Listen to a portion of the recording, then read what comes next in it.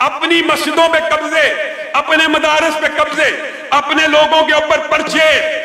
جس طرح شہید قائد نے جناح حال میں قاضی صاحب نے فرمایا کہ کہا تھا تم سارے پلٹ جاؤ، میں اکیلا لڑوں گا. آج اس شہید کے بیٹے کا اعلان سن لو، تم میرا ساتھ دو تب بھی، اگر ساتھ نہ دو تب بھی اللہ کی قسم اس وقت تک لڑوں گا جب تک آخری اہل حدیث کو جیل کی سلاحوں سے آزاد نہیں کروا دیتا اور آخری اہل حدیث مسجد کو قبضے کو واگزار نہیں کروا لیتا. معزز سامعین گرامی قدر، رات کا بہت سا حصہ بیت چکا ہے. آج کی محفل کے جو دلہا ہیں ابھی ان کی گفتگو باقی ہے، تو آپ سب ساتھی ان کی بھی گفتگو سماعت کر کے جائیں. میں اپنے برادر اکبر علامہ طارق محمود یزدانی صاحب کی بات کو ہی چند باتوں میں آگے بڑھاؤں گا کہ اگر ان کا ذکر سننا ہے یا پوچھنا ہے تو ان سے سنو جو غیر ہیں. اپنے تو کتنے شیریں ہیں تیرے لب کے رقیب کہ گالیاں کھا کے بھی بے مزہ نہ ہوئے.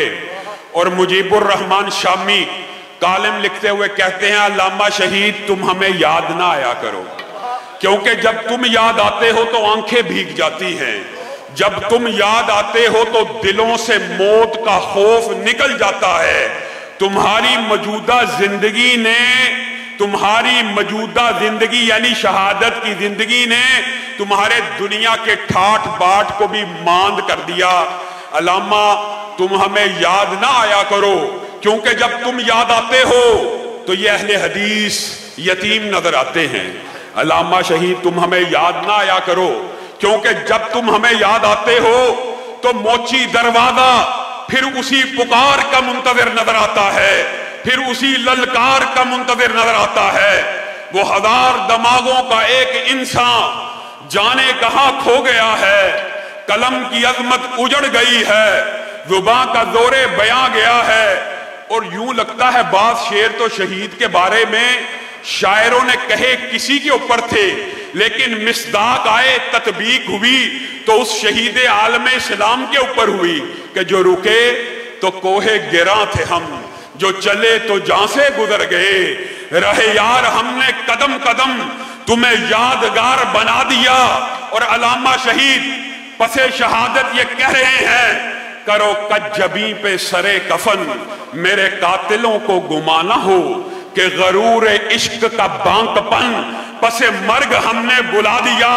اور آج اس شہید کا بیٹا اگر شاعر کے الفاظ ہی میں کہے کب میرا نشیمن اہل چمن گلشن میں گوارا کرتے ہیں، غنچے اپنی آوازوں میں بجلی کو پکارا کرتے ہیں. اور اے شہید تیرے بارے میں کہوں تو یہ کہوں گا جاتی ہوئی میت دیکھ کر واللہ تم اٹھ کے آ نہ سکے، دو چار قدم تو دشمن بھی تکلیف گوارا کرتے ہیں.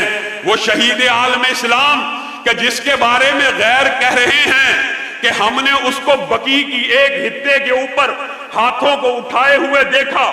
کچھ عرصہ گزرا، عبد المجید ندیم وہاں پہ پہنچے، لوگوں سے پتہ کیا، میں نے یہاں احسان الہی ظہیر کو ابراہیم کے پاؤں میں، مالک اور نافع کے پہلو میں دعا کرتے ہوئے دیکھا تھا، مجھے بتاؤ اس کی قبر کہاں ہے؟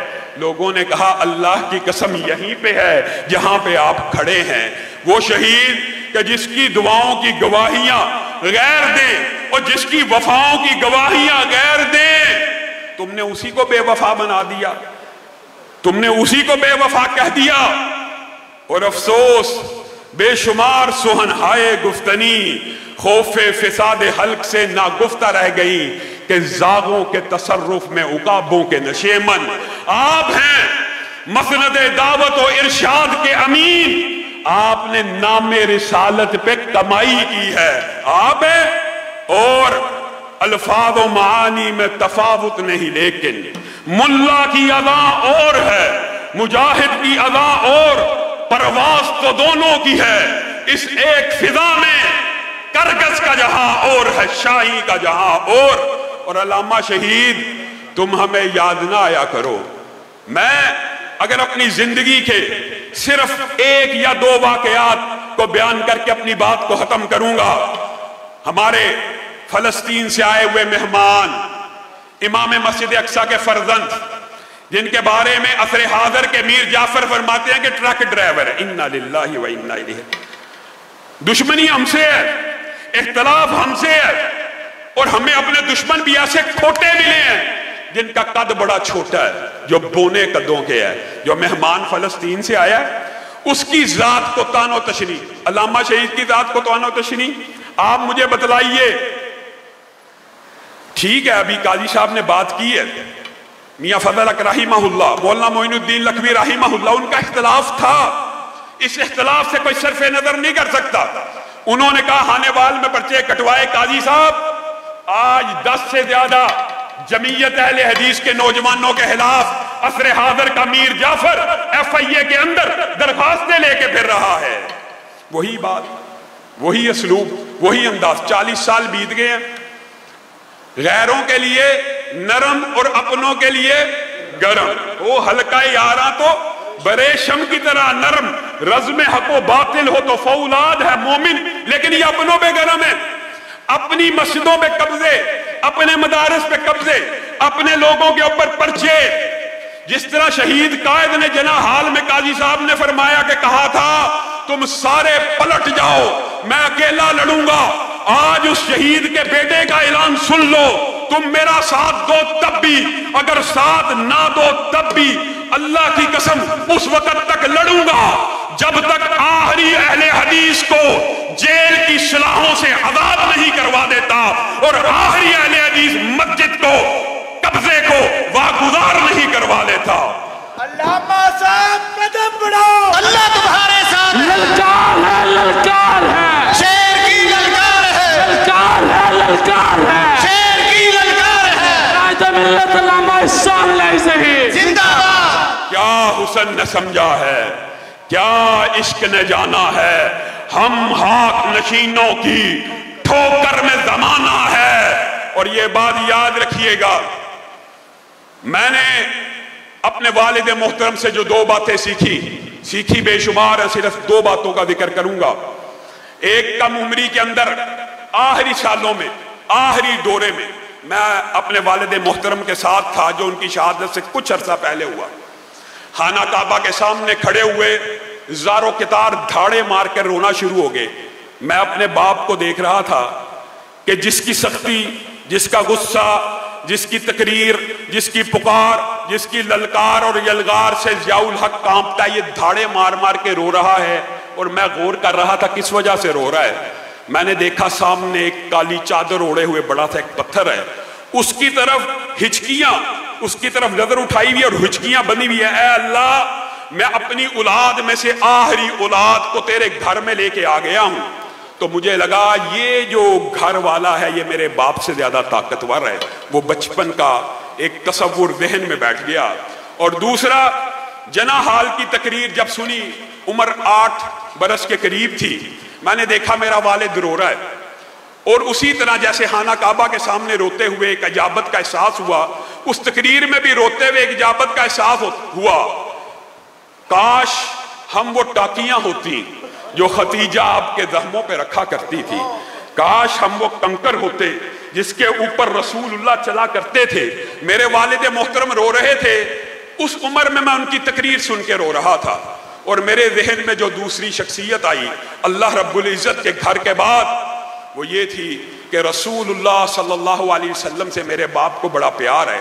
یہ 2 ایک صرف دل کی بات تھی جو آج آپ کے سامنے گوش گزار کر دی، ورنہ دل میں بہت سی باتیں تھیں کہ بہت سے وہ پہلو بھی آپ کے سامنے رکھوں کہ آپ کے سامنے تو وہ ایک لیڈر، ایک جرنیل، ایک سپہ سالار، ایک قائد، لیکن گھر میں ایک باپ بھی تھا۔ صرف ہاں یہ بات ضرور ہے کہ یہ غم ہمارا سانجا تھا، صرف ہم یتیم نہیں ہوئے تھے، پورے پاکستان کے اہل حدیث یتیم ہو گئے، اور پورے پاکستان کے اہل حدیثوں نے ہمارا غم بٹایا، غم بانٹا۔ لیکن بعض بے وفا، بعض لوگ ایسے ہیں کہ جن سے آج بھی گلہ ہے، کل بھی گلہ تھا، اور جن کے بارے میں قاضی صاحب نے اعلان کر دیا۔ یہ قاضی عبد القدیر خاموش بیٹھا ہے، اس کا قصور کیا تھا؟ اس کا جرم کیا تھا؟ اس نے علامہ احسان الہی ظہیر کے قاتلوں کو پکڑنے کی تحریک چلائی، اس کے خلاف قتل کی FIR کو درج کروانے کی کوشش کی گئی. کیوں؟ آپ کو پتا کیوں؟ یہ باتیں لوگ کہتے ہیں اب آپ یہ بات کرتے ہیں اس لیے کر رہے ہیں کہ ابھی وہ فریق محالف زندہ ہے اور اس کی زندگی میں یہ احتجاج ریکارڈ کرا دیا جائے، بعد میں کوئی نہ کہے کہ وہ دنیا سے چلا گیا تھا، تو تب آپ نے بات کی. آج وہ زندہ ہے. آپ سے میں یہ سوال پوچھتا ہوں کہ دنیا میں کوئی مقدمہ ایسا ہوتا ہے؟ میرا باپ شہید ہوا، میرا باپ، لیکن اس کے قتل کا مدعی نہ میرا بھائی ہے، نہ میرا چچا ہے، نہ میرا ماموں ہے، نہ میرے خاندان میں کوئی شخص ہے. کیا قتل کا کوئی ایسا مقدمہ آپ نے دیکھا اتنے بڑے آدمی کا قتل ہوا ہو اور اس کے پورے خاندان میں اس کا کوئی مدعی نہ ہو؟ مدعی کون ہے؟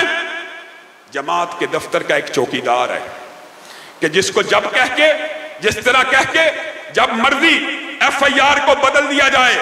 تو میرے بھائیوں، آپ لوگوں نے یہ ساری باتیں، میں تو یہ سمجھتا ہوں صدق کے دل سے طالب علم ہونے کے ناطے کہ جیسے قاضی صاحب نے کہا علامہ صاحب قدم بڑھاؤ، ہم تمہارے ساتھ ہیں، کہ نعرہ تم لگایا کرتے تھے، انہوں نے تو قدم بڑھا دیا.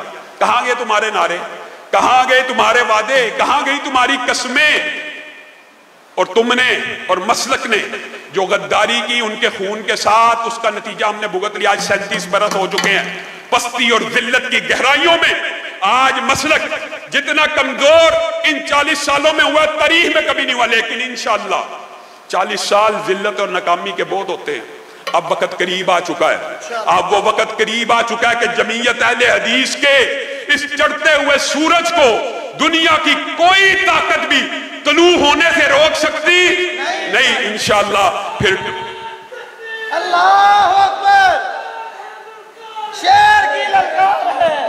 میں انہی باتوں پہ اختصار کرتے ہوئے باقی وقت آپ سے بھی یہ درخواست ہے کہ شیخ محترم کا خطاب سن کے آپ سب نے جانا ہے. سبحان ربک رب العزت عما یصفون وسلام علی المرسلین والحمد للہ رب العالمین.